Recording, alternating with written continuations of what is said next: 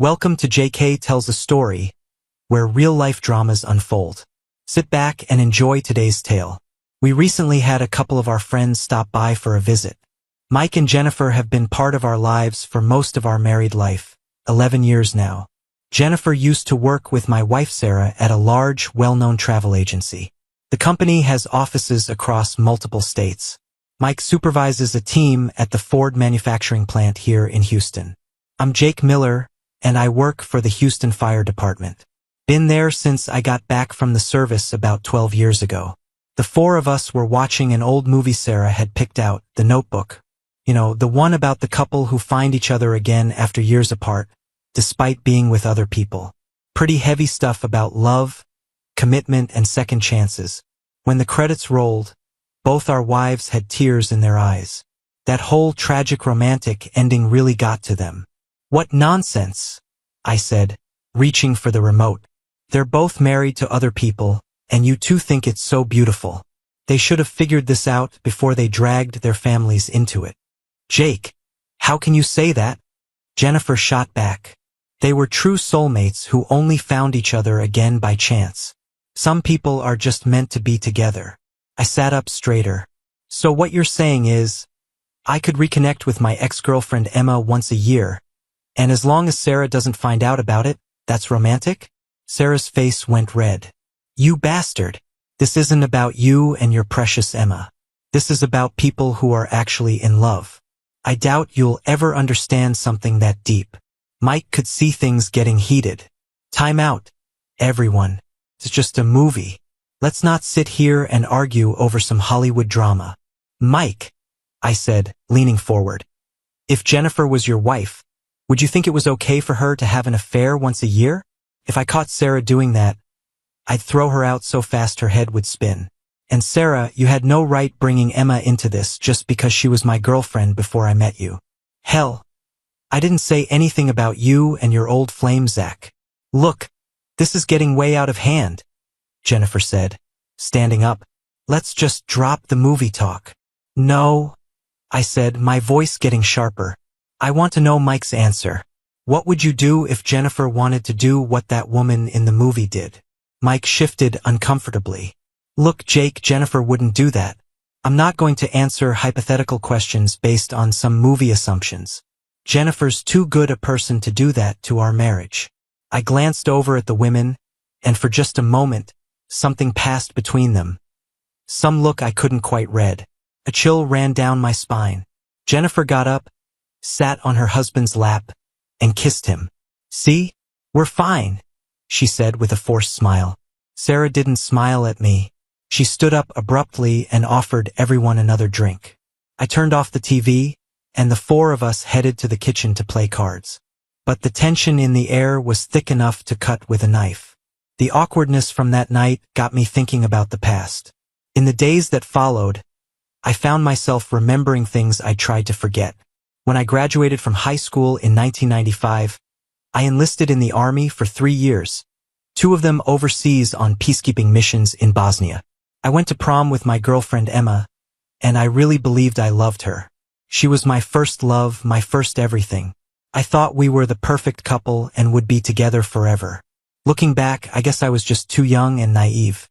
The last time we were together was a week before I had to report for basic training. She couldn't see me off because she had to attend some college event. Her parents insisted she go to this dance with Eric, this guy who was already in college. Her mom and Eric's mom worked together and were trying to push them toward each other. It bothered me that Emma was going out with Eric, but she promised me it was just a family obligation. "I won't even dance with him more than once," she said. "Mom says I have to go, but you're the only one I care about." I'd been deployed for about 4 months when I got a letter from my sister Jen. Emma was pregnant. Couldn't believe it.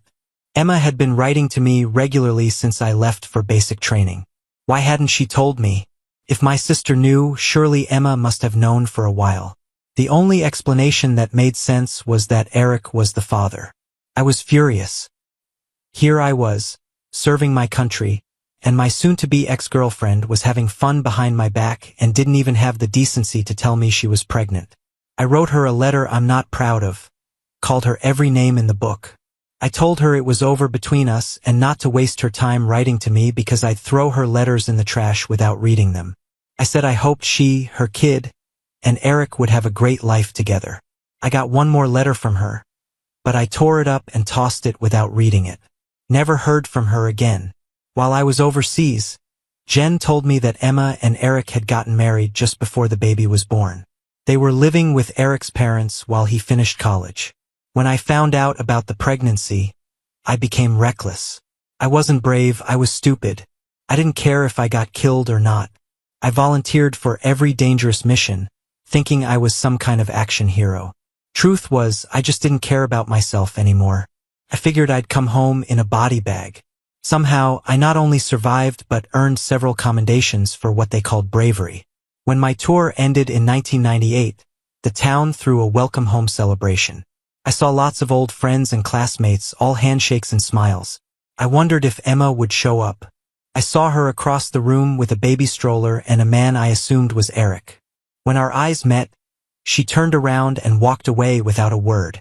I wasn't surprised, given the letter I'd sent, but it still stung. There was dancing at the party. I saw an old classmate sitting alone and asked her to dance. Sarah, one of the prettiest girls in our graduating class. She'd been a little out of my league back then, dating Zach Carter, the star quarterback. Every girl in school had a crush on him. I'd heard Zach went off to college on a football scholarship. Sarah had gone to community college, earned a business degree, and was working for the travel agency. Word was that Zach was living in another state, probably married some rich girl. As we danced, Sarah and I talked about old times. We both realized we'd been hurt by people we'd loved. And after discovering we got along really well, we started dating. I guess we were both ready for something stable after our respective heartbreaks. After 6 months of dating, we got married in 1999. I know it sounds fast, but when you're rebounding from heartbreak, you tend to make quick decisions.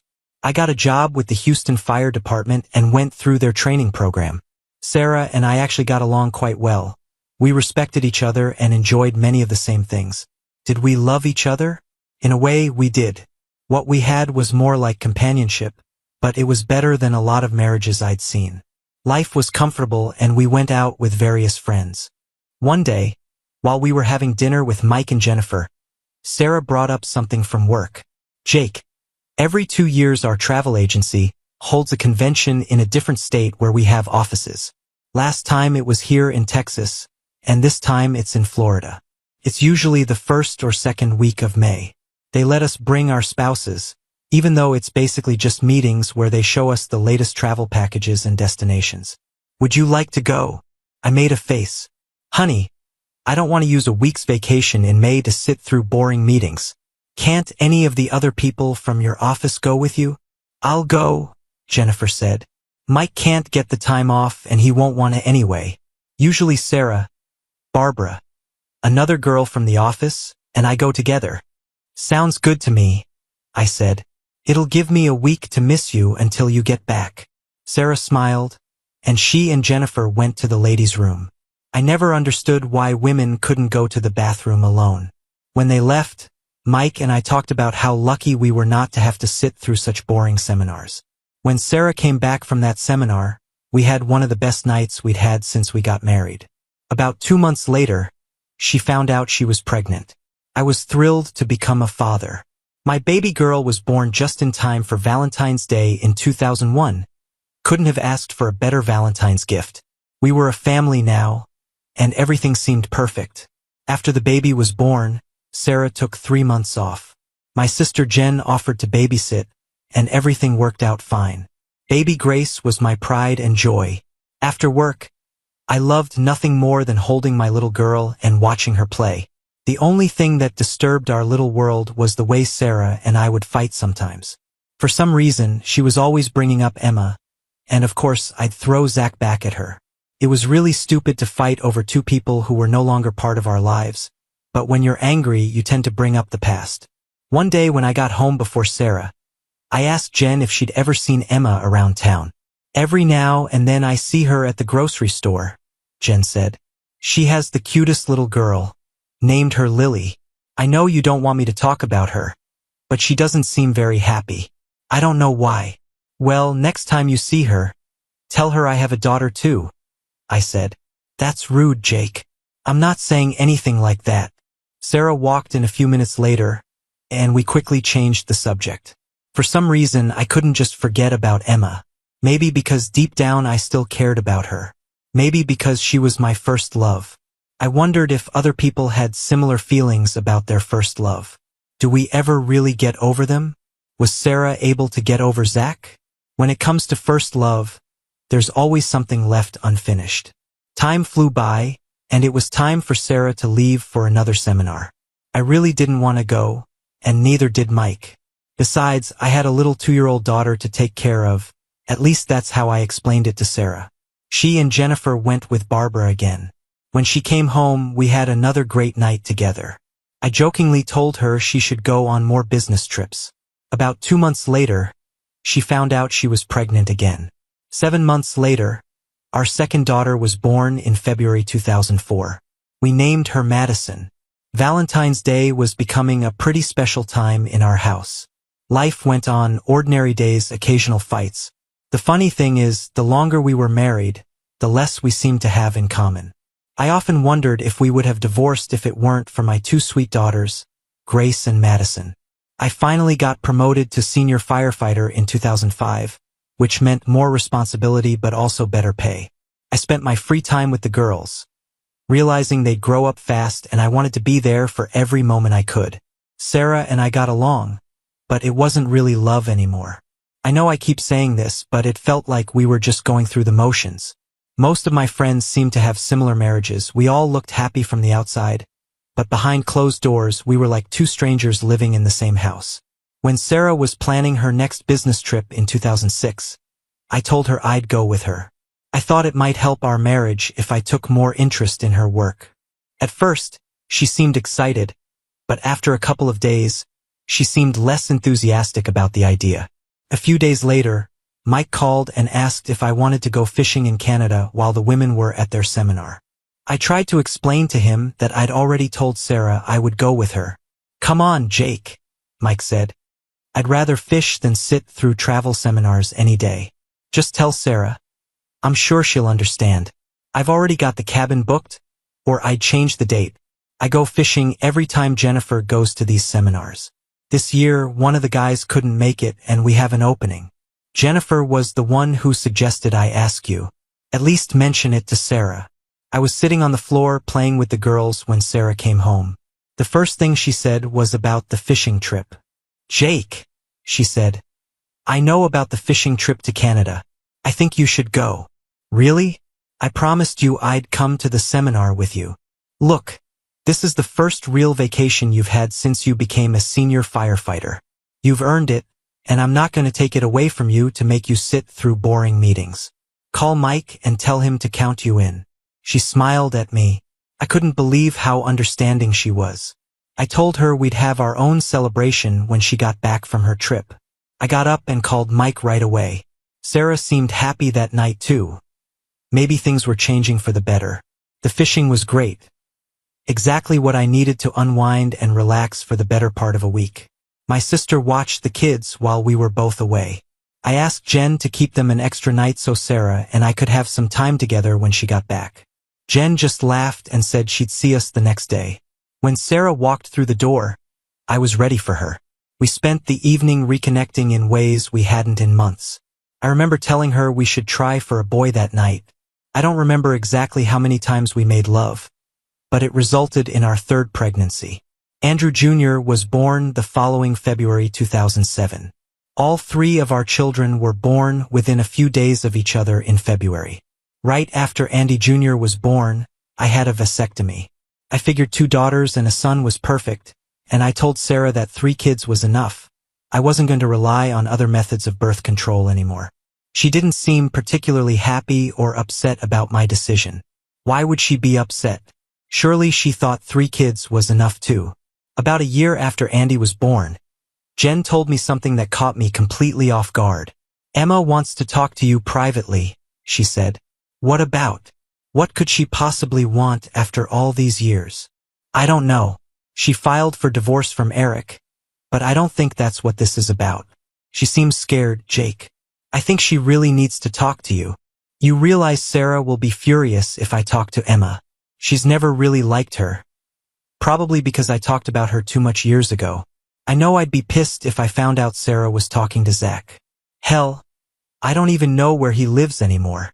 Look, Jake. The last thing I want to do is cause problems in your marriage. Maybe you could call her from my house or even meet her there. Just once. Don't talk about the past. Just listen. I've always liked Emma. And I know she wouldn't ask to see you unless it was really important. The next day, I went to Emma's house, to Jen's house where Emma was waiting.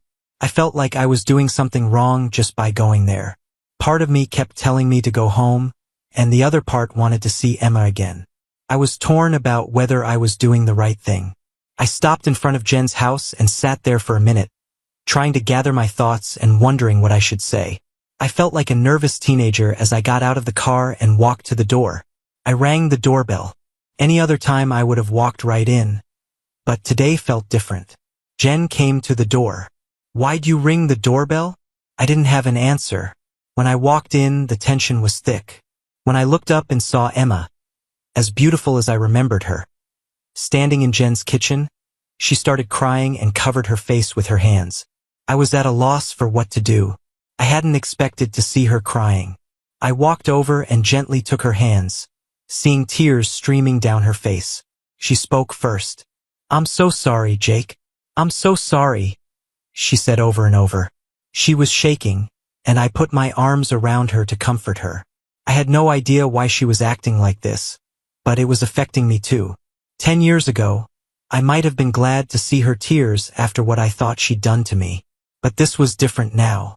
Maybe time really does heal old wounds. I held her and smelled the perfume I remembered. "It's okay, Emma. That was 10 years ago. We've both moved on with our lives." "No, you don't understand," she said through her tears. "I promised Eric I would never see you again. That was our agreement. But I had to break it. I had to break it for Lily, my little girl." "You're right, Emma. I don't understand. What are you trying to tell me?" Emma calmed down a little and Jen brought her a cup of tea. The three of us sat at the table. "Lily, my little girl, has severe liver disease. She's going to need a liver transplant if they can find a suitable donor. The doctor said family members are the best matches, and only part of the liver needs to be transplanted. It grows back over time in adults." "What about Eric?" Jen asked. "Has he been tested? What about his family members?" Emma looked directly at me. "Eric is not Lily's father. You are, Jake." She started crying again. I was overwhelmed. I had so many questions and didn't know where to start. "What?" I asked. "Why didn't you ever tell me she was my baby?" "My God, Emma. I can't believe you could hide something like that from me. When you found out I was pregnant, you didn't give me a chance to explain. You wrote me that letter calling me horrible names. You told me you never wanted to see me again. I did write you back explaining everything, but you never responded." "Oh my God," I said, feeling sick. I was so angry when I got that letter that I threw it away without reading it. I can't believe I was so stupid. I've been mad at you all these years. Why did you marry Eric? Does he know Lily might not be his child? Emma smiled slightly through her tears. "You always were quick to jump to conclusions. That's one of the things I used to love about you. Of course, Eric knew Lily wasn't his child. We never slept together until after we were married. I told him you were the father and that you wanted nothing to do with me. That's what you told me in your letter. Eric really cared about me. He's truly a wonderful man, but he also has his pride. He agreed to marry me on the condition that I tell everyone he was Lily's father. Honestly, I didn't know what else to do. You didn't want anything to do with me, and I was an 18-year-old girl with nowhere to turn. Eric and I got married, but I had to promise never to see you again and to let everyone believe Eric was Lily's father. He knew I still loved you, Jake. He's a good man, and we got along fine until Lily was diagnosed with liver problems a couple of months ago. You're her last hope. I had to choose whether to tell you Lily was your child, knowing it would end my marriage. But I had no choice. My child's life is at stake, and she comes first." She looked at me with tears of hope in her eyes. "Will you take the test to see if you can be a donor?" This was no small decision. My marriage was probably on the line too. I didn't know how Sarah would react to my giving part of my liver to Emma's baby. But I knew I had to do the right thing no matter the circumstances. Emma, of course I'll take the test to save Lily's life. Tell the doctor to schedule an appointment, and I'll be there. All three of us had tears in our eyes. Emma came over and hugged me. She whispered in my ear, "I love you so much. Always have, always will." Emma immediately picked up the phone and called the hospital to schedule my testing. I was scheduled for Monday morning. That would give me a day or two to break the news to Sarah. I guess I really was between a rock and a hard place. I believed Emma when she told me Lily was my daughter. When I took the test, I'd know for sure. She had nothing to gain and everything to lose by lying to me. I hugged Jen and Emma and headed home, completely confused. Learning that Lily was my daughter threw me into emotional chaos. I had a child who was 10 years old, and I'd never even met her. The woman I'd always loved was back in my life. I had a wife who despised my ex-girlfriend, and I had 3 other children at home. If I hadn't been so young and stupid, I probably would have handled everything differently. I was playing with the kids when Sarah came home. It was hard to tell what mood she was in. It changed so often lately. I decided to wait until after the children were in bed before talking to her. On Sunday, I took the kids to my mom's house. I told Sarah I'd be back in a few minutes, that I had something important to discuss with her. When I got back, she immediately confronted me. "What's so important that we can't discuss it in front of the kids? I talked to Emma yesterday, and you and I have a lot to discuss." Sarah interrupted me. "What? You went and saw her? Why? Is she having problems at home and wanted you to help her move out?" "That's enough, Sarah. This is very serious, and I need you to listen. Emma's daughter has liver disease and needs a transplant, or she's going to die. What does this have to do with us? I feel sorry for the girl, but there's nothing we can do. Why would she want to tell you about this?" Sarah looked a little more concerned, but I could see she was wondering why Emma had called me. "Emma says the girl needs part of an adult's liver to survive, and the best chances for a match are with family members. Don't tell me she claims you're the baby's father. Do you believe her?" "Yeah, she told me I'm the father of a little girl. Honestly, Sarah, I didn't know. The little girl needs a transplant, and I'm going to see if I can help her. I have an appointment tomorrow to see if I'm a match. What about our family? Have you thought about us? What if something goes wrong during the surgery? What if you need time to recover? Have you thought about us?" Sarah looked more angry than concerned. She had a right to be angry. This was just dumped on us. But the fact remained that Lily needed help to survive. Look, the possibility that I can save a little girl's life, and the fact that she could very well be my daughter, leaves me no choice. I have to do it, no matter what you say. You bastard! You're putting your girlfriend and her daughter before your own family. You're a poor excuse for a man and a father. I'm going to pretend you said that out of anger. If our children needed a transplant, I would expect your support, and you know it. Tomorrow I'll know from the test results if Emma's girl is my daughter, and if she is, I'll do everything I can to save her. I'll also be involved in her life whether you like it or not. I just hope you can stop your hatred and try to understand.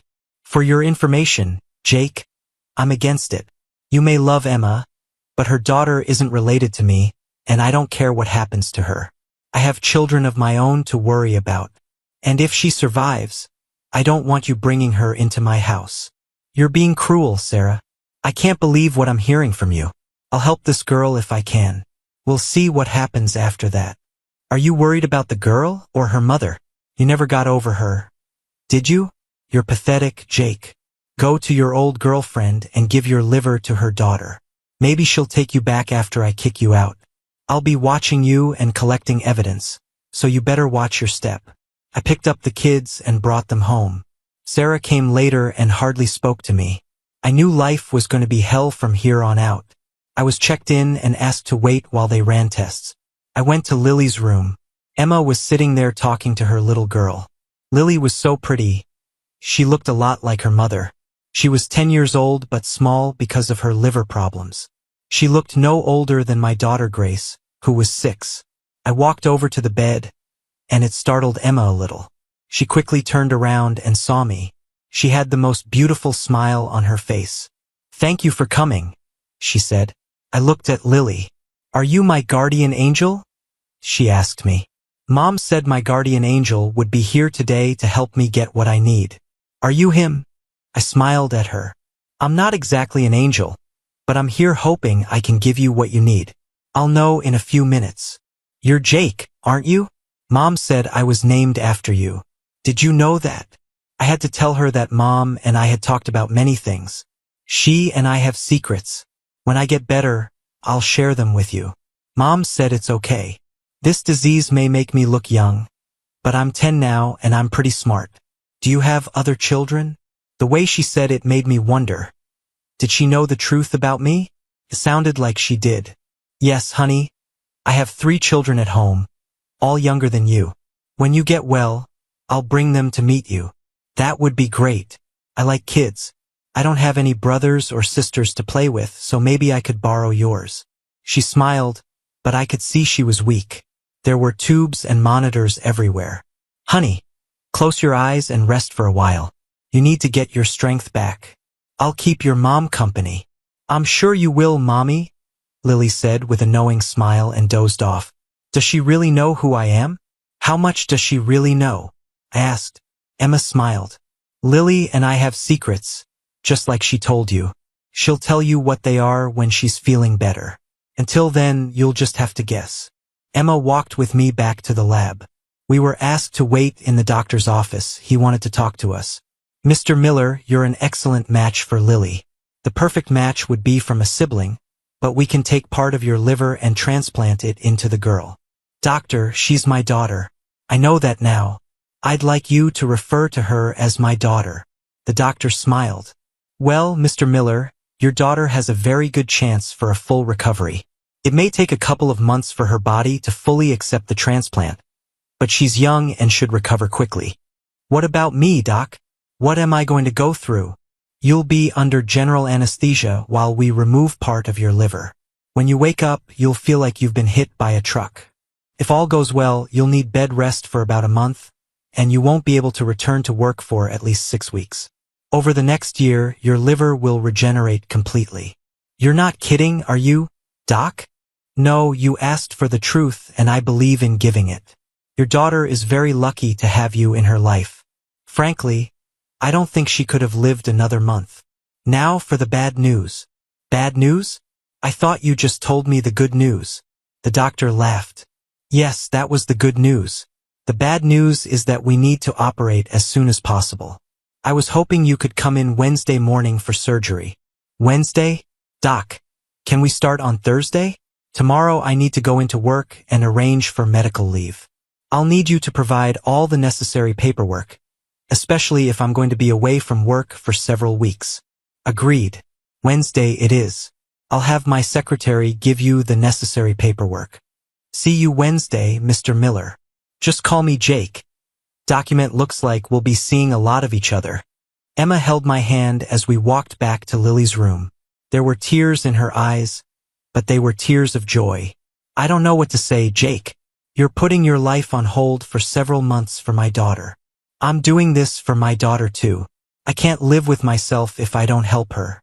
As for you and me, Emma, I don't know what's going to happen next. I'm married, and I would never cheat on my wife. I've always loved you too, but we each have our own lives now. No matter what happens, I want to stay friends with you, and I want Lily to be part of my life." I leaned over the bed and kissed little Lily's forehead. "Sleep well, my beautiful daughter. Daddy loves you." Tears came to my eyes as I left the hospital.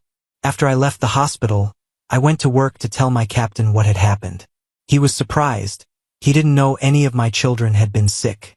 I didn't bother trying to explain the whole situation, but I thanked him for helping me get my paperwork and insurance sorted out. He said my position would be waiting for me when the doctor cleared me to come back. When I got home, Sarah was waiting for me. "So this is really your baby?" "Yes, Lily is my daughter. The surgery is Wednesday. I've already taken care of the insurance and talked to work. I won't be working for at least 6 weeks, but I'll be on paid medical leave." "So you're really going through with this? What about your kids? Are you going to tell them about your other child? Our children are 2, 4, and 6 years old. If I told them I could save another child's life, they'd be smart enough to tell me I was doing the right thing. They know I'll always be there for them. I'll talk to them tonight so they know why they won't see Daddy for a while. Jen said she'll help you in any way she can until I get home. Oh yes, your wonderful sister Jen will be here. You know she can be a real pain sometimes. Don't say that. Don't be stupid enough to speak badly of my sister. She's like a second mother to our kids, and you know it. If you don't want her help, just call her and tell her what a pain she is. I'm sure she'll leave you alone. Sarah fell silent and went into the other room. I called the kids over to talk to them. I told them they had an older sister from another mommy who was very sick. I tried my best to explain what was going on in terms they could understand. The girls were almost crying. Save her, Daddy. You have to help her if you can, Grace said. I will, sweetheart. I won't be home for a few days until I feel better. I'll call and talk to you every day until I get home. When your sister is better, I'll take you to see her. Aunt Jen will help take care of you while I'm gone. I want you to be good for her and Mommy. Okay? We'll be good, Daddy. We promise. On Wednesday, I went to the hospital. Before going to my room, I looked in on Lily for a moment. She was nervous but smiling. Hey, Jake. Glad you could make it. I couldn't have done this without you. I think she had a little bit of me in her. She was a sweet, caring girl. I'd only known her for a couple of days, but I was already so proud of her. I turned around, and Emma was standing there, looking nervous. It's going to be okay, Emma. Lily's ready, and so am I. She leaned forward and kissed me. A real kiss, full of love and gratitude. Thank you, Jake. I'll never forget what you're doing for our daughter. I looked back at Lily and realized she had heard what her mom just said. She just smiled at me as if to say, Thank you, Daddy. I went to my room and began preparing for surgery. When I woke up after surgery, I remembered the doctor telling me how I would feel. He wasn't lying, I felt terrible. A nurse came in, smiled at me, and ran her tests. I told her how I felt, and she increased my pain medication. I looked around the room, but no one was there. I knew Emma would be with her daughter, but I hoped Sarah would change her mind and come see me. I fell asleep again. When I woke up, I heard voices. My sister Jen and Emma. Hey, little brother. How are you feeling? You look terrible, Jen said with a laugh. We always teased each other. She was as good a sister as anyone could ever have. Jen, please don't make me laugh. It hurts like hell. How did it go? Is Lily going to be okay? The doctor says it's too early to tell for certain, but he's very optimistic. He said the surgery went well, and now we just have to wait and see if her body accepts the new liver tissue. Well, I don't give my body parts to just anyone, I said, starting to laugh despite the pain. Oh, that hurts. I can't even laugh without it hurting. Jake, I am forever grateful for what you did. You saved my daughter's life, our daughter's life. She's still my daughter even though we're not married. I look forward to her having a relationship with you regularly. My children can't wait to meet their big sister. What about Sarah? You know, I tried to talk to her a few times, but she always walked away from me. I just wanted us to be civil, but she won't have any part of it. I wish we could all be friends, but it doesn't seem like that's going to happen. I really hope Lily gets to know your other children better, Jen said. They told me they can't wait to see her and asked me to make sure she gets better. I promised them I would, I replied. The three of us talked for a while before the doctor came in to see me. Jen and Emma said they'd see me later. I talked to the doctor, and he filled me in on both my condition and Lily's. Even though I felt awful, I called home to talk to the kids. Sarah answered the phone and asked how I was doing. Okay, I guess. I was just calling to say hi to the kids. I really don't feel like talking much right now, especially, I caught myself before saying something I'd regret. Well, I'll probably stop by tomorrow after work. I've been too busy today to get away, Sarah said flatly. She handed the phone to the kids, and they each took turns talking to me. I told them I'd talk to them the next day, but I just wanted them to know I was okay and that I missed them. How's the girl, Daddy? Is she better? Grace asked. As far as I know, she's feeling better. I need to rest now, girls, so give Andy a kiss for me, and I'll talk to you tomorrow. I love and miss you all very much. We love you too, Daddy. Bye. Sarah came to see me the next day. She asked how I was feeling and how Lily was doing, but she didn't really seem concerned. She seemed to be asking more because she thought she should. She spent most of her time telling me about a special conference in Chicago that she might have to attend. It was about a month away, so by then I'd be out of the hospital and able to watch the kids. She said Jen was with our kids right now so she could come visit me. Her visit left me wondering if she actually wanted to stay married to me. I had nothing concrete to base it on, just a feeling that she was hiding something. She kissed me lightly on the lips and told me she'd be back in a couple of days, then got up and left. After she left, Emma came in to see me, and it was as if the atmosphere in the room completely changed. I realized I had married the wrong woman, but it was too late now. I'd made my bed, and I was going to do everything I could to make my marriage work for the sake of my children. There was nothing I wouldn't do for them, including staying in a loveless marriage. I called my kids every night as promised. It was so nice to hear them argue about who got to talk to me first. Even little Andy got his turn on the phone. At least his vocabulary had progressed to Dada. The next few days passed without much happening. Sarah stopped by and so did Jen. Of course, Emma stopped by all the time. She practically lived at the hospital, splitting her time between seeing Lily and me. I knew I'd miss her when I got out of the hospital, but I had to try to make my marriage work. A few more days went by, and I had visitors from the fire station and my parents. Mom said she'd been there for me every day after the surgery, but I'd been pretty much unconscious. Mom visited every day after that, never talking about the situation, just visiting Lily and telling me I'd done the right thing. I could tell by the look on her face that she'd already accepted Lily as her granddaughter. She didn't need to say it, that's just how grandmothers are. I asked Emma about Eric and their divorce. He's moving to California. He's always been kind of a computer geek, but a good one. He's a wonderful person, and I'm going to miss him. We agreed to stay friends. He really likes computers and said he found a job in Silicon Valley. He'll make a good husband for the right woman someday. It's just not me. What exactly do you do for a living, Emma? How are you going to manage financially? Like I said, Eric is a computer wizard. He set up my computer system for me. I run a home-based business doing billing for several medical facilities. I set my own schedule as long as the work gets done on time. Eric and I made an agreement. He's leaving me the house and furnishings. Of course, I'll still make the payments. We each have our own car, so that's not a problem. We'll split our savings after the credit cards are paid off. There won't be any support payments. It wouldn't be right for him to pay for someone else's child if we're not married. Her eyes watered when she said that last part. It was clearly out of respect for Eric. Later that evening, Eric came to visit me. I was completely surprised. I didn't know what to say. I hoped he didn't want to fight, because in my condition he'd definitely win. Jake, I just came by to say thank you. Thank you? I don't understand. You saved Lily's life. You'll realize she's the sweetest girl, and I'm going to miss her terribly. I'm leaving for California tomorrow. I just talked to the doctors, and Lily's body seems to have accepted your liver tissue. She's starting to get her color back. Eric, maybe you and Emma can work things out. Jake, let's not kid ourselves. If she loved me as much as she loves you, I would have gladly stayed. I played second fiddle for almost 10 years, hoping she'd get over you, but she never did and probably never will.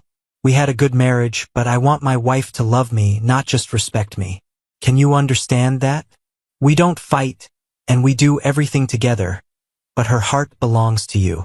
I can't live like this anymore, especially since everyone will know Lily isn't my daughter by blood.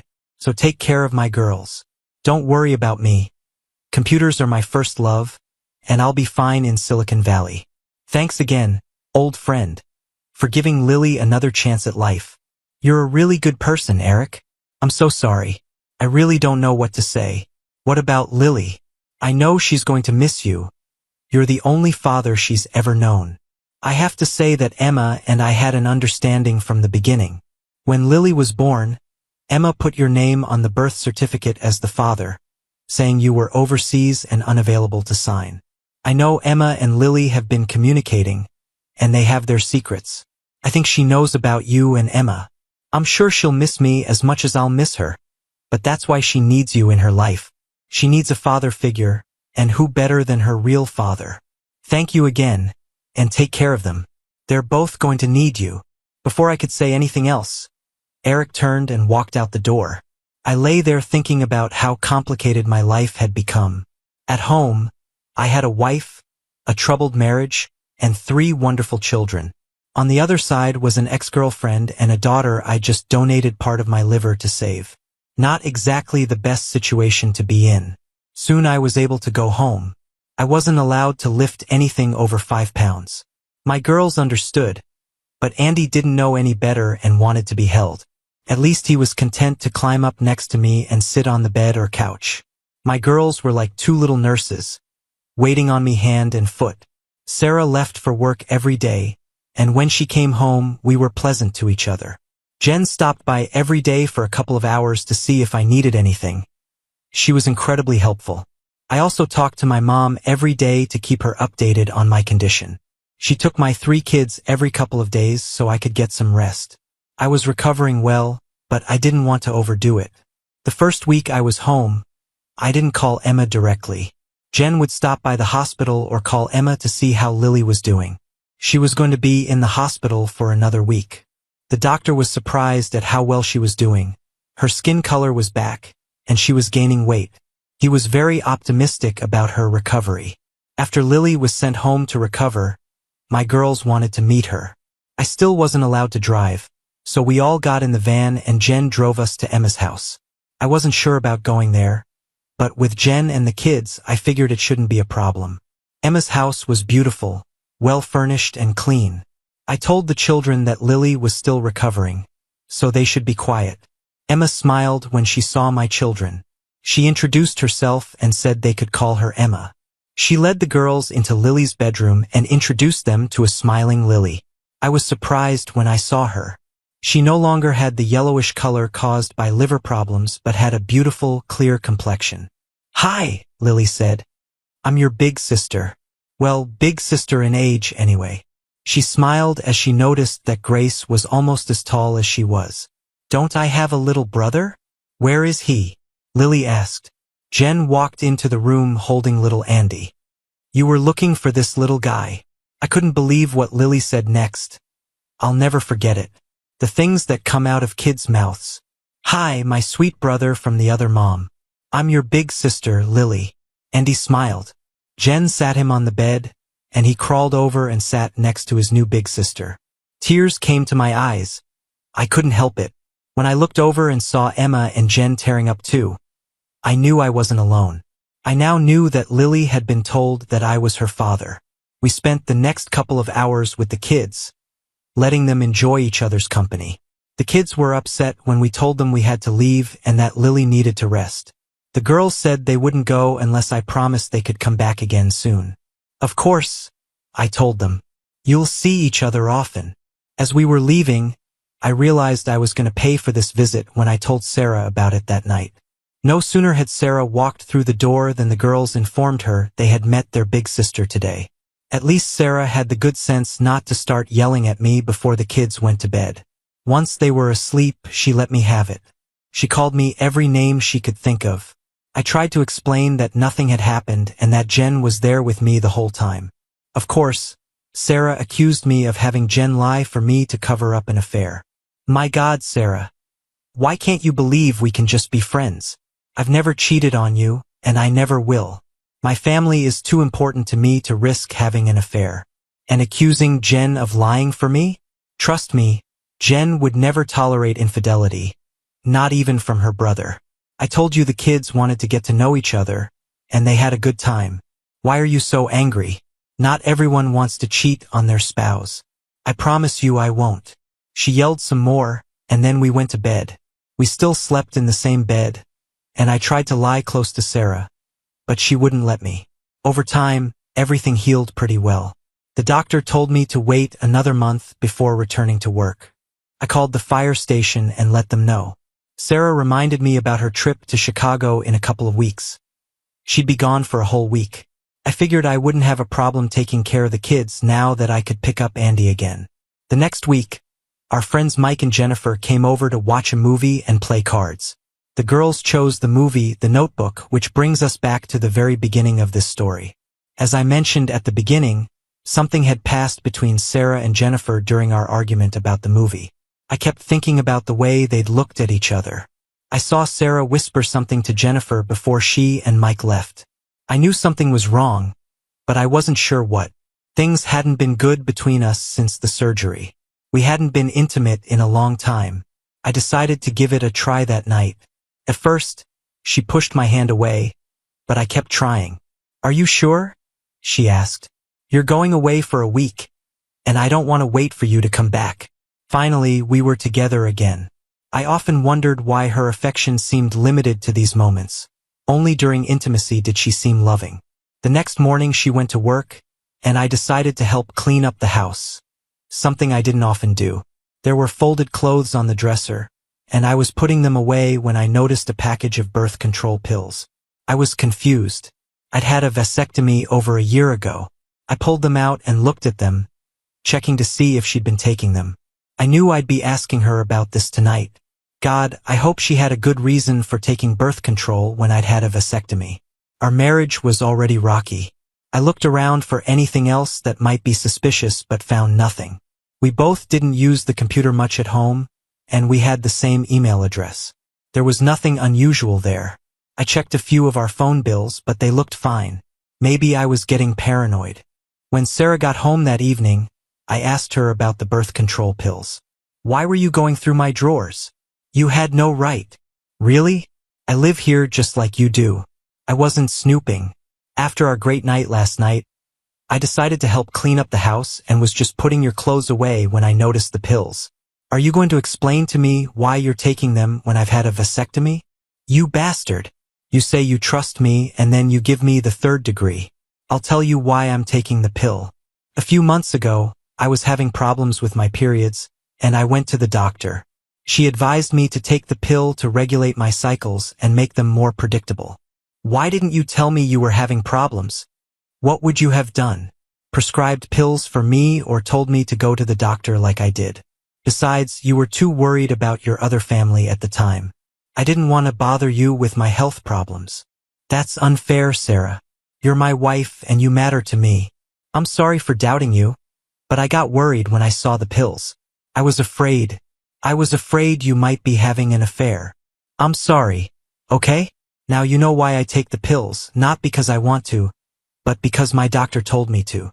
After talking to her, I felt better. I admit I still had my doubts, but I wanted to believe her. Thursday night, we were intimate again. It was almost like a repeat of the previous night. Friday morning, she was in a great mood. She kissed the kids and me goodbye before leaving for Chicago. I asked her to come back soon so we could continue what we'd started. Saturday, I took the kids to visit Emma and Lily. We spent the whole day together like one big happy family. I wished my life with Sarah was the same, instead of all the fighting. There were definitely feelings between Emma and me, but we both knew it was best not to act on them. I was watching TV with the kids on Sunday when there was a knock at the door. I opened it to see two old high school friends, April and Mandy. They'd graduated with Sarah and me and were gathering information for our next class reunion.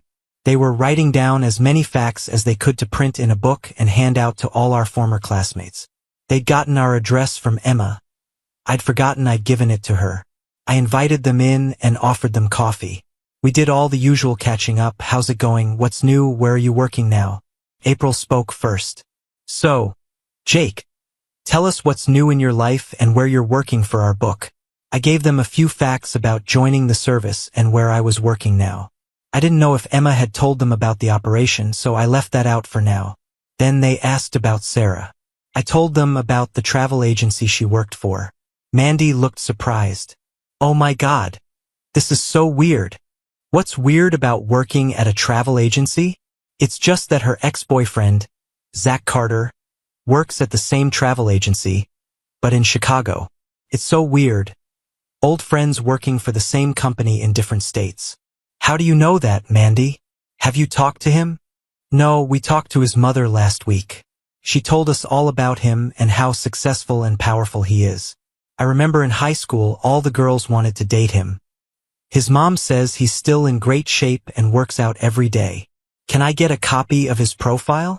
I think Sarah would love to get back in touch with him. I didn't need the information for Sarah. I wanted it for myself. I was starting to smell a rat. A very large rat. I had a feeling Sarah knew all about Zach, but only firsthand. Sure, Jake. I have an extra copy of his profile, but you'll probably have a hard time contacting him. Why's that? His wife is an Illinois state senator. Like Zach's mom said, you'd probably have to make an appointment to see them. Mandy laughed. I laughed with them, but I was burning up inside. After I got Zach's profile, I said goodbye to my former classmates. I wondered if I should call Mike to chat and see if he knew anything about Zach, but I decided not to. I didn't want to involve Jennifer in case I needed information from her later. Instead, I called Sarah's hotel room in Chicago. The phone rang 5 times before Sarah answered. She seemed to be breathing heavily. "Hi," she said, sounding out of breath. "Well, hello there, dear wife. How are you this fine morning? Why are you calling me, Jake? We agreed you should never call unless it's an emergency. Are the kids okay?" "The kids are fine, but their father is a little pissed off." "Why are you calling, Jake?" "I don't have time for your silly games. It's Sunday. You don't have meetings on Sunday, do you?" "Oh, I forgot, you're having one of your secret meetings with Zach right now. Did I interrupt something?" "That's enough, Jake. I've heard enough of your nonsense. We'll talk about this when I get home next week." "You idiot." I can hear him in the background. "I'm gonna hang up now, Jake.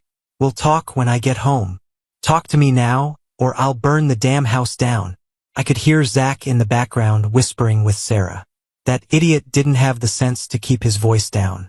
"Why don't you tell your boyfriend to shut up, or I'll finish this conversation with his wife, the senator?" "Please, Jake, don't call her." I heard her say something to Zach. "Zach, get away from me. He knows you're here. We can't hide it anymore.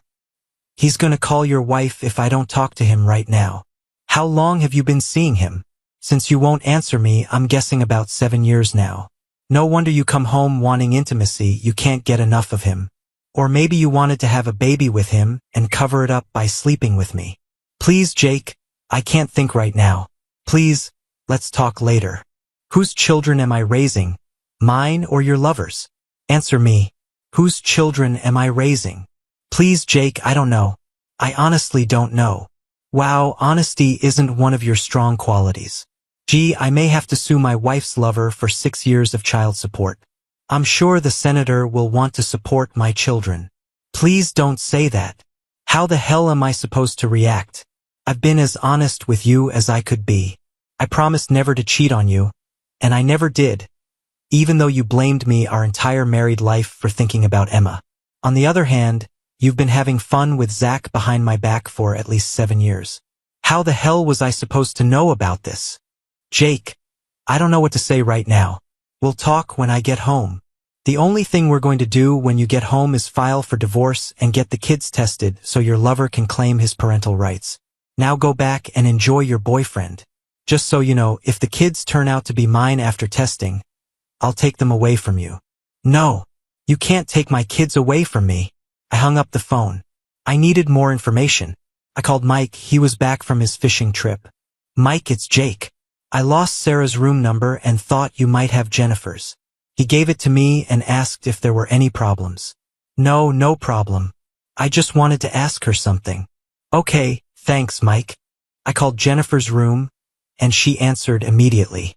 "Hi. Hi, Jennifer. It's Jake." "Jake, Sarah isn't here right now. I can have her call you." "Cut the crap, Jennifer.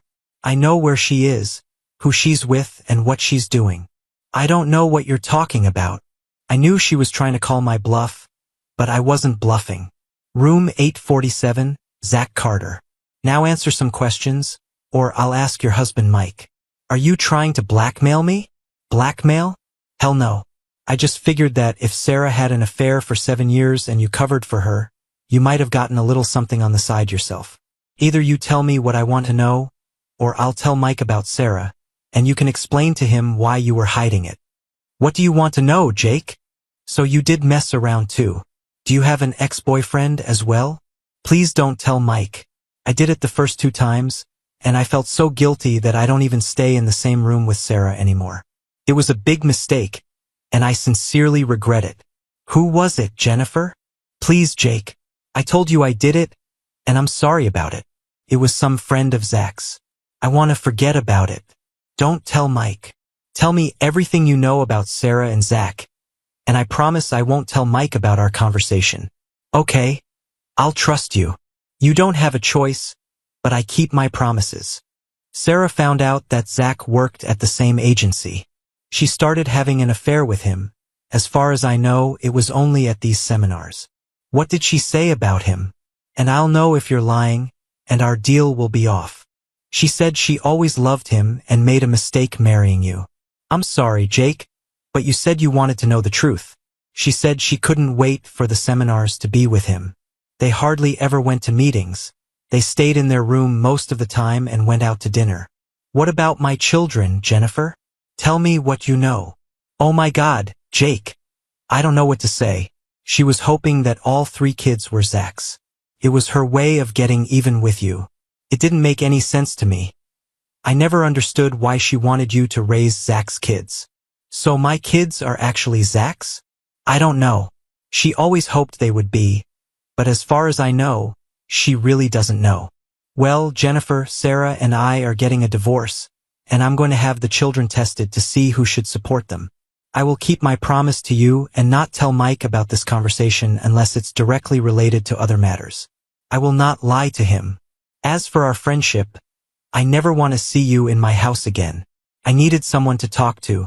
I wanted to call Emma so badly, but I didn't think it was wise. I had no idea how Sarah would handle the situation, and the last thing I wanted to do was involve Emma in this mess. I called my sister Jen and asked her to come over. She sensed the urgency in my voice and said she'd be right over.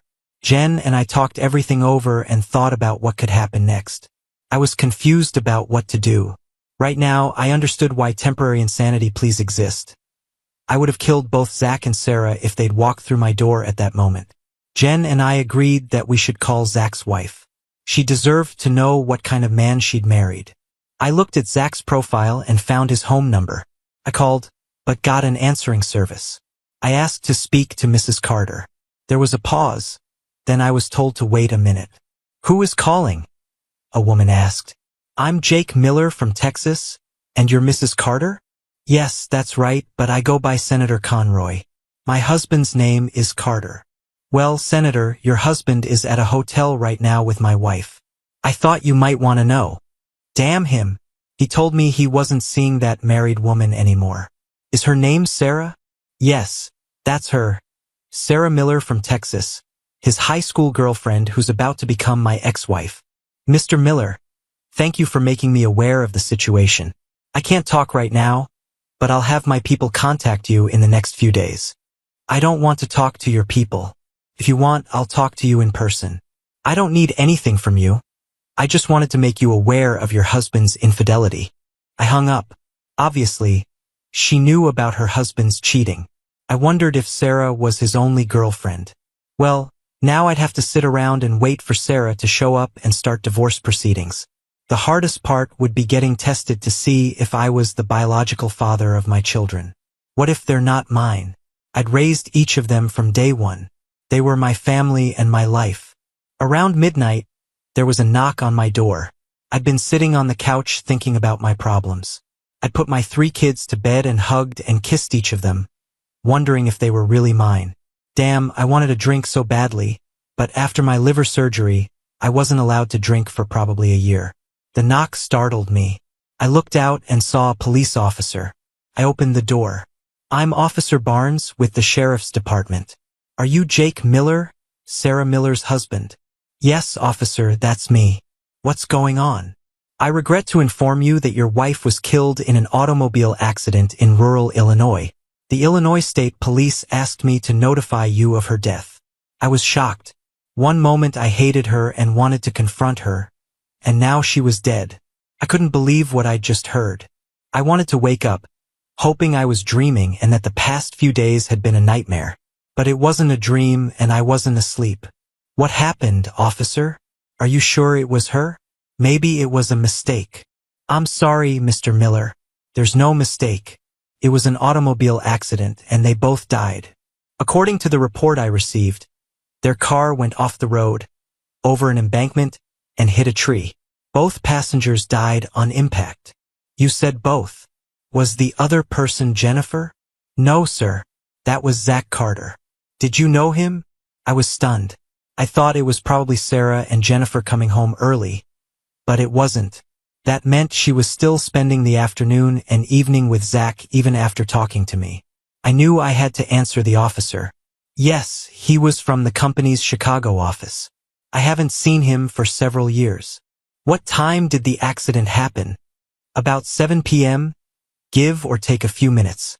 It took us a while to gather the information and contact you.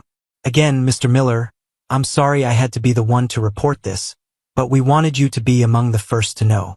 If you contact the Chicago Sheriff's Office tomorrow, they may be able to tell you more. Good night, sir. Thank you, officer, I said as I closed the door. In that moment, I became numb. I felt hate, loss, love, disgust, and even fear of what to do next. I had 3 small children sleeping soundly, and tomorrow I had to tell them that their mom was dead. I couldn't sleep, and I didn't want to call anyone at this hour. I knew tomorrow was going to be one of the worst days of my life. I had to face reality. Sarah was dead, and I had 3 children to take care of who might not even be mine. I wouldn't wish that situation on anyone. I must have dozed off in my chair, and at 7 a.m. I was awakened by the telephone. The caller ID said, "Private call." I answered. "Mr. Jake Miller?" a voice said. "Yes, that's me." "Who's calling?" "One moment, sir," the voice said. Then I heard the female voice I'd heard yesterday. "Mr. Miller, this is Senator Janice Conroy. Under the circumstances, I'd prefer to be called by my first name. I know you've been informed of the accident. I'm very sorry for your loss, but I need to talk to you. I need a big favor. Mrs. Conroy, you lost your husband too. I know the situation isn't going to be easy for either of us. What kind of favor do you need? Can you not mention the affair between my husband and your wife? I know it will sound selfish, but it will ruin my political career. There's nothing I can do now to change the situation, but it will destroy my life. So you want me to lie and say it didn't happen? No, of course not. I just don't want you to discuss this affair with the press. You're going to get calls from reporters. I can handle it from this end and let it die quietly, but I know someone will be looking for a story here. It's not going to be good for either of us. Mrs. Conroy, I won't discuss personal matters if you'll do 2 things for me. What do you want? I'll do it if I can. I want an honest account of this accident, the one the higher-ups are covering up.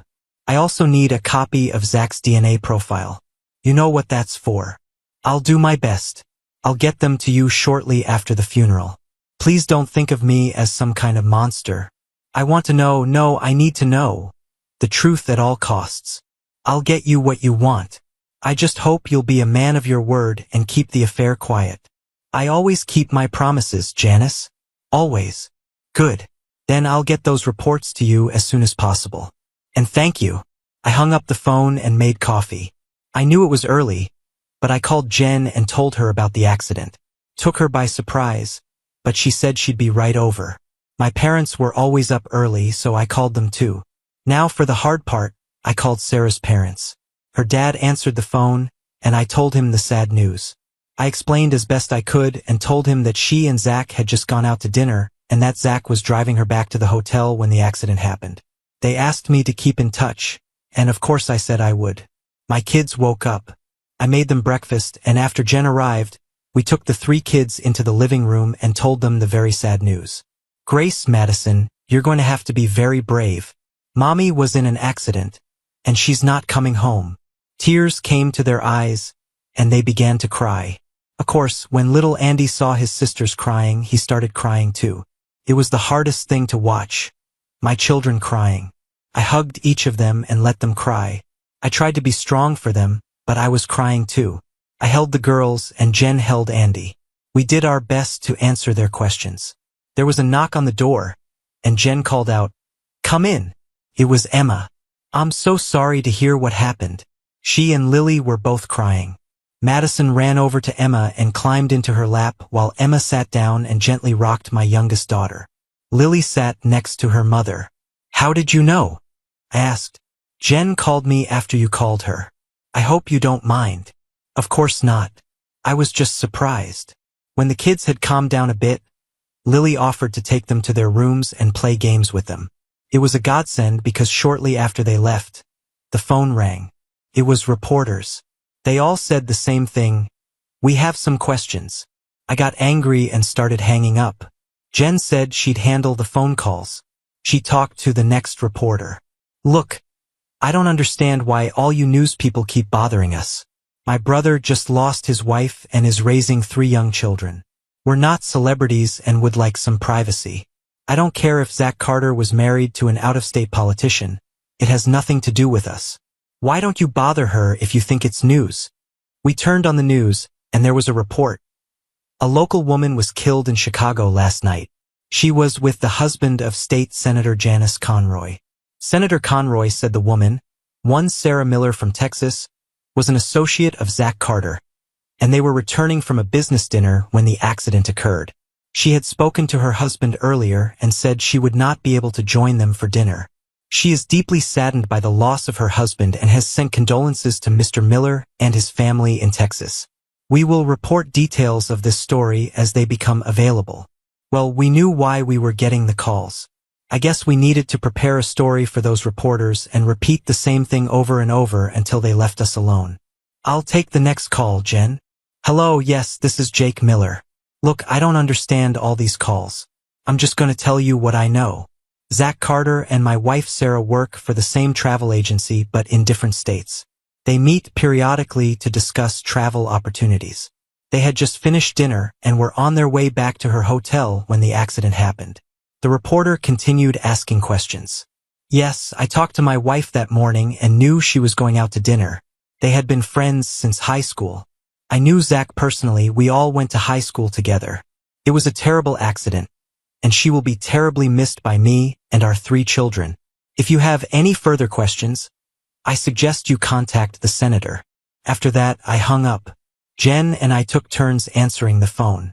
We knew they wouldn't stop calling until we told them something. The phone was ringing constantly. It was a good thing Jen had called Emma. It would have been impossible to keep an eye on the kids and answer the phone and door at the same time. We received several calls from concerned neighbors and friends. They were hard enough to deal with, let alone the media calls. As if we didn't have enough problems, lawyer after lawyer called asking if we wanted representation in case of a lawsuit. We basically told them to go to hell. We weren't going to sue anyone, and if we wanted representation, it wouldn't be from ambulance-chasing lawyers.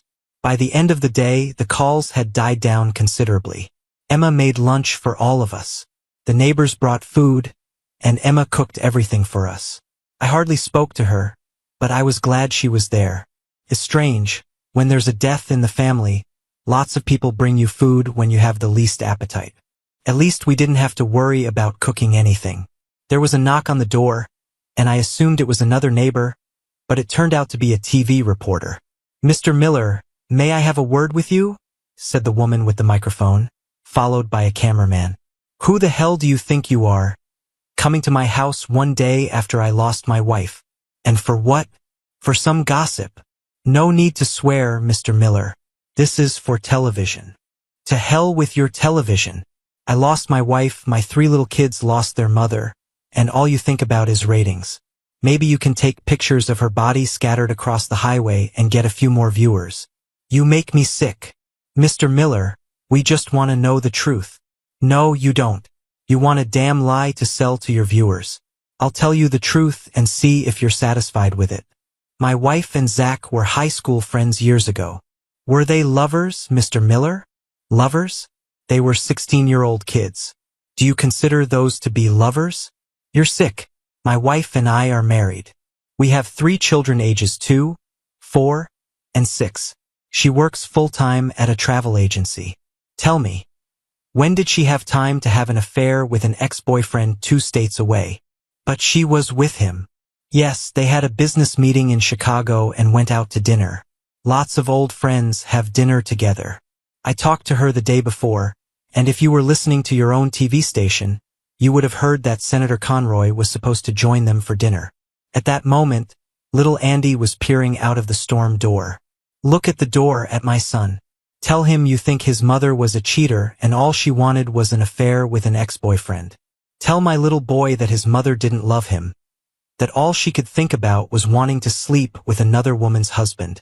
I wanted so badly to use stronger language, but out of respect for the children present, I didn't. You disgust me. I wouldn't wish a situation like this on my worst enemy, but in your case, I might make an exception. Let some reporter blow your life to pieces with lies and accusations, and you can live with it. One last thing, if I hear one lie about my wife or family on your news network, you can expect to hear from my lawyer. You weren't invited here, and there are no celebrities living here. Now get off my property. When I got back in the house, I picked up Andy and just hugged him. He hugged me back. Jen smiled at me. She knew I hadn't told the whole truth, but hopefully the reporters hadn't figured that out. Things seemed to calm down after that. The children were playing in the other room, and Jen and Emma were discussing funeral arrangements. They would deliver Sarah's body within the next 2 days, and we wanted the funeral to take place as soon as possible. The women said they would take care of all the arrangements, and that suited me just fine. I was lost when it came to things like that.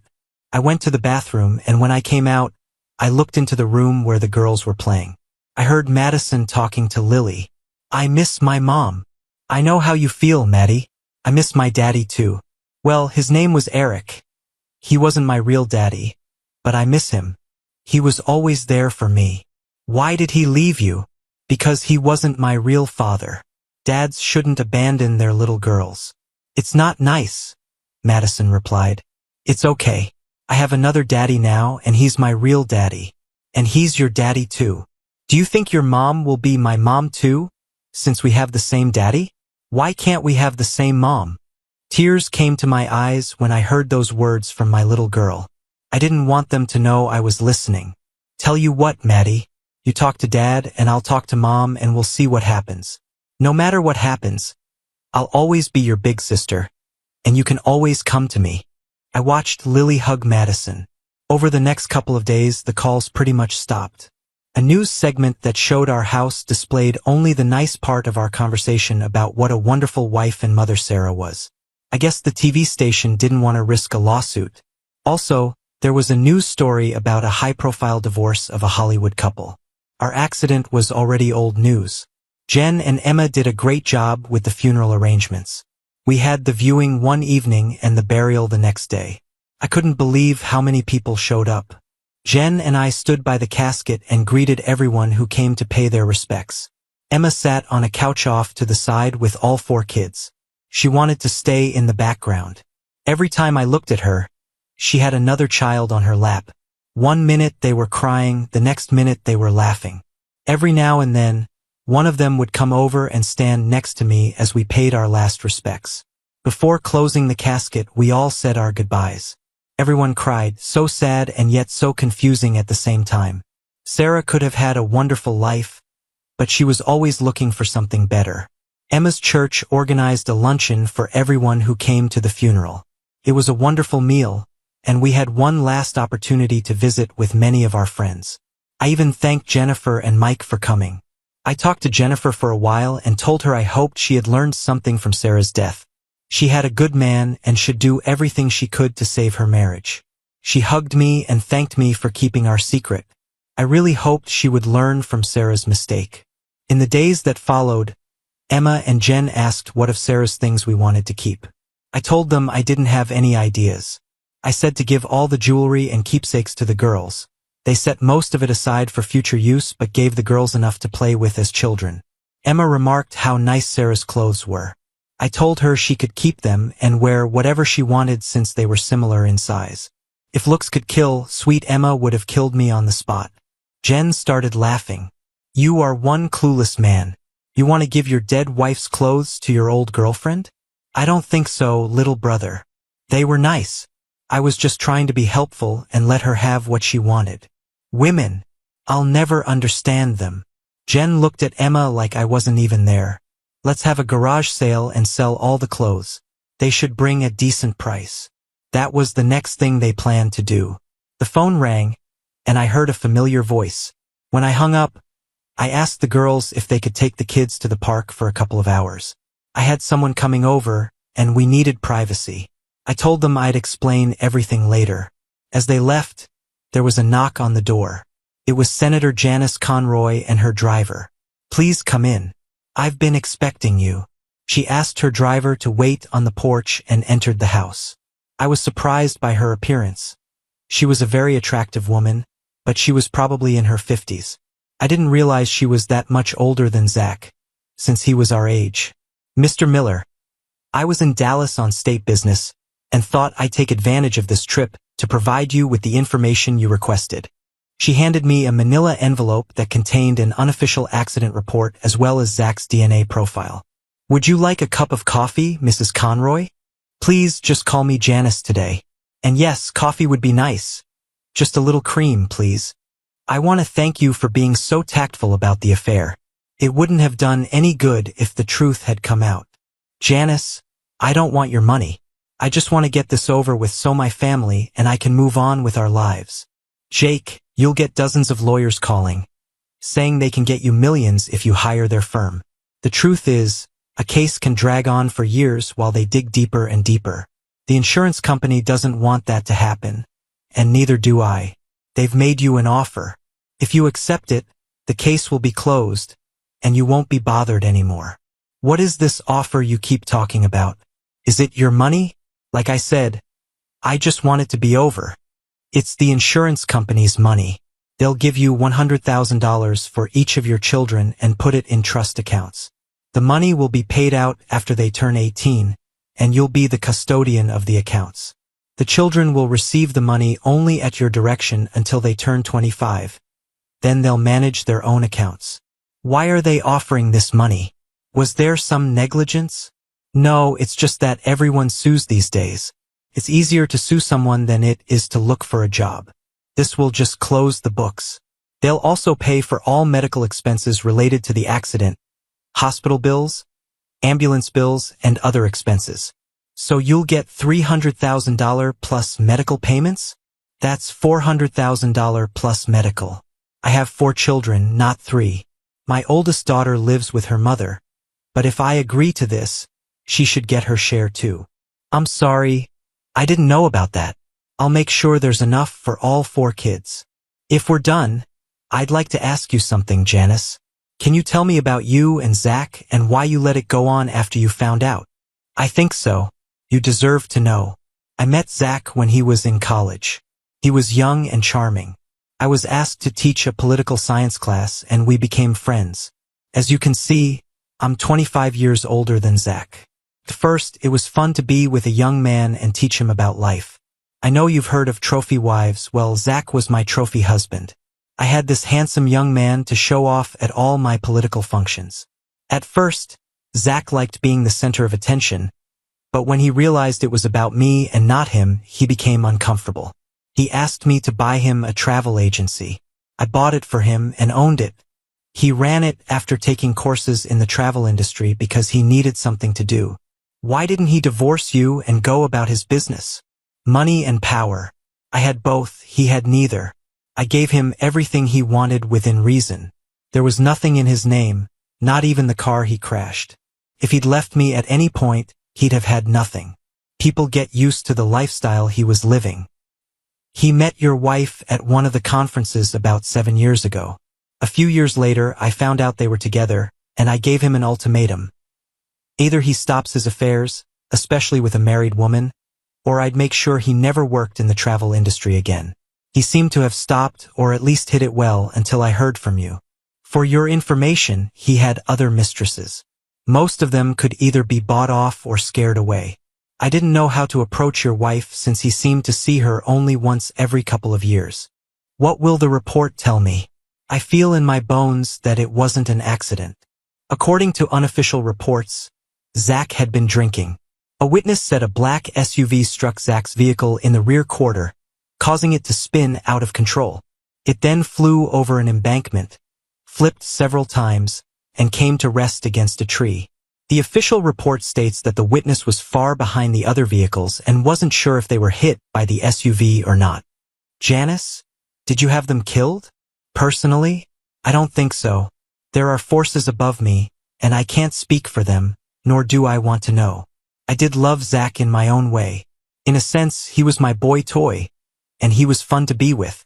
Well, Jake Miller, this may be the last time we speak. The report you have has names removed, so just in case it falls into the wrong hands, we'll be protected. Again, I'm sorry for your loss, and someone will bring those insurance documents to you tomorrow. Thank you for being considerate. After Janice left, I opened the envelope. The report was just as she'd said it would be. Sarah really had been a fool for Zach. I now knew where she'd learned her techniques in bed and who she was thinking about during those moments. It wasn't me. The other document contained complete information about Zach's DNA. Janice had indeed kept her promises. I had to wonder if she'd had anything to do with the accident. Maybe I was better off never finding out. When everyone came back, I told the girls who my visitor was. They were surprised when I told them. I explained that we'd had an agreement and that the senator had honored her side. The girls asked to read the report. Are you sure you really want to read this? I know you're curious, but this is some pretty heavy stuff. You're not going to like what you read. Emma looked at me. Jake, since I care about you, I'm going to forget about being curious. You can't go through life alone. You have to be able to share with someone. If you need to talk about it, I'm here. She smiled sweetly at me. After I read them some parts of the report, they were saddened, like me. They'd hoped that maybe Sarah would feel remorse after talking to me that morning. I told them some of what Janice Conroy had shared with me. My sister Jen said, I know it's awful, but maybe Sarah's death was divine intervention. How much worse would it have been if this had continued? Especially if the children had been caught in the middle of it all. I knew she was right, only she was brave enough to say it out loud. That was Jen, never afraid to speak her mind. After Jen left, I sat at my desk reading the report again and looking at Zach's DNA profile. Emma sat down at the table next to me. What are you going to do with that? She pointed to Zach's DNA report. I have an appointment at the clinic tomorrow to take tests and find out if Zach is the biological father. Don't do it, Jake. For your sake and for the kid's sake, don't do it. I have to know, Emma. I have to know. Why? Why is this so important right now? Zach is dead, Sarah is dead, and nothing good will come from that knowledge. What if you're not the biological father? What are you going to do? Give up the kids? Send them to an orphanage? Raise them with anger in your heart? Please, Jake, listen to me. You're their father. You've been there for every one of them from day one. You were there when they were born, changed their diapers, but most of all, you've always been there for them. You're the one they call daddy, not someone else. Don't let doubt into your mind and heart. Please promise me you'll think about it. Think about your children. Okay, I'll think about it tonight. If I go, I'll stop by tomorrow when I'm done. Emma kissed me lightly on the lips. Felt so good. She called Lily and they went home. I did what I'd promised and thought it over. The next day, it was mid-afternoon when I pulled up to Emma's house. The kids got out of the car and ran to her house. Lily was at school, but Emma had told them they could play in her room. Grace was supposed to be at school too, but I'd already taken her out the day before. You did it, didn't you? Emma said.